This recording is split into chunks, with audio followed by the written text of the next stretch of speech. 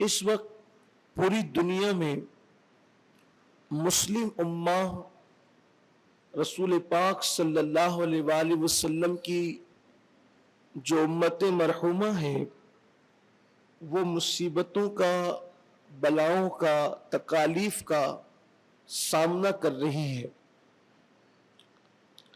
کوئی ملک ایسا نہیں، صرف کوئی ایک دو ملک کی بات نہیں، کوئی ملک ایسا نہیں، کوئی زمین ایسی نہیں جہاں مسلمان تکلیف، مصیبت اور پریشانی کا شکار نہ ہو۔ ہر جگہ مشکل ہے، کہیں پر بھوک ہے، مسلمان کہیں پر بھوکا ہے، روٹی کی وجہ سے، بھوک کی وجہ سے کہیں مر رہا ہے، کئی حکمران ظالم ہیں، انہیں ستا رہے ہیں، تکلیف پہنچا رہے ہیں، کہیں پر قتل غارت گری ہے، قتل ہو رہا ہے، کہیں پر قحط سالی ہے، بارش نہ ہونے کی وجہ سے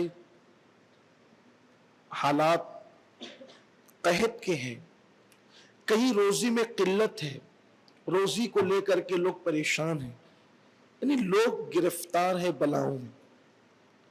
اور ان بلاؤں میں جب لوگ گرفتار ہوتے ہیں، قحط کو لے لیں، بھوک کو لے لیں، قتل غارت گری کو لے لیں، ظالم حکمرانوں کو لے لیں، تو سب کی نظر بار بار آسمان کی طرف اٹھتی ہے کہ اللہ کی مدد کب آئے گی۔ کیونکہ ہم نے قرآن میں بھی پڑھا ہے، حدیث میں بھی آیا ہے، تاریخ میں بھی ہے کہ جب ابراہیم علیہ السلام کو آگ میں ڈالا گیا تو اللہ کی مدد آئی۔ جب ایوب علیہ السلام بیمار ہوئے، آپ کے جسم میں آبلے پڑ گئے، جسم گھلنے لگا تو اللہ کی مدد آئی۔ حضرت موسیٰ علیہ السلام کو اور ان کی قوم کو جب فرعون اور فرعونیوں نے ان پہ ظلم کیا، حکمران ظالم ہوئے، تو اللہ کی مدد آئی اور دریا میں اللہ نے راستے پیدا کر دیے، اور ایسے راستے پیدا کیے کہ پانی کی دیواروں میں اللہ نے کھڑکیاں بھی بنا دی۔ اللہ کی مدد آئی، فرعون غرق ہو گیا، ذلت کی موت مر گیا، اس کی لاش کو کتے بھی نہیں کھاتے تھے، اس کی لاش کو جانور بھی نہیں کھاتے تھے، حتیٰ کہ آج بھی وہ ایک میوزیم کے اندر بے گور و کفن پڑا ہوا ہے اور اس کی لاش لوگوں کو دعوت عبرت دے رہی ہے۔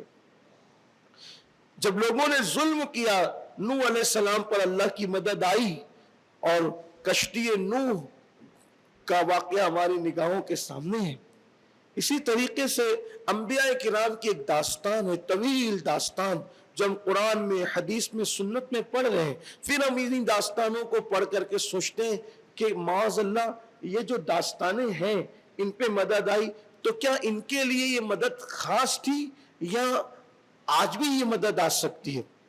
تو پہلی بات ہمیں یہ سمجھنے کی ہے مسلمانوں کی کہ کل جو اللہ تھا وہ اللہ تو آج بھی، کل جو اس کی شان تھی وہی شان آج بھی، اس کی شان کوئی گھٹتی تو نہیں ہے نا، وہ گھٹنے بڑھنے سے پاک ہے، اتنا بڑا ہے کہ اب کوئی بڑا ہی نہیں،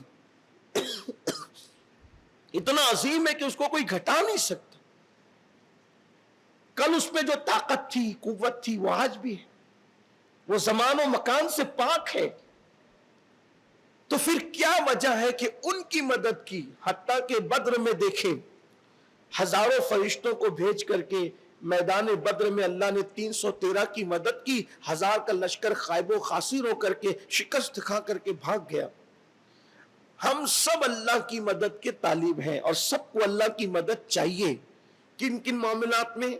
ظالم حکمراں ہے تو اللہ کی مدد چاہیے، روزی روٹی کا مسئلہ ہے تو اللہ کی مدد چاہیے، قحط سالی ہے تو اللہ کی مدد چاہیے، پریشانی ہے تو اللہ کی مدد چاہیے۔ اب اللہ کی مدد آتی کیوں نہیں؟ وہ مدد کرنے پہ قادر ہے، ان اللہ علی کل شیء قدیر، وہ ہر شے پر قادر ہے، ہر چاہے پر قادر ہے۔ پھر کیوں اللہ کی مدد نہیں آتی؟ تو یہ بات مسلمانوں کو یاد رکھنا چاہیے، اللہ کی مدد ایسے نہیں آتی۔ اگر اللہ کی مدد چاہتے ہو کہ آسمان سے مدد اترے، اور آج بھی اترے گی، اس کی کنڈیشن ہے، اللہ کی مدد کے نزول کی ایک کنڈیشن ہے، اس کنڈیشن کو مسلمان پورا کر دے، اب بھی مسلمان آسمان سے مدد کو اترتا ہوا دیکھے گا. مسلمان مدد کا طالب تو ہے لیکن وہ کنڈیشن پورا نہیں کر رہا ہے. مسلمان اللہ کی مدد کو دیکھنا تو چاہتا ہے لیکن جو شرائط اللہ کی طرف سے ہے اس کو وہ پورا نہیں کرنا چاہتا. کوئی لمبی چوڑی شرط نہیں ہے, صرف 2 چیزوں کے متعلق میرے اللہ کا حکم ہے, استعینوا بالصبر والصلاح ان اللہ مع الصابرین.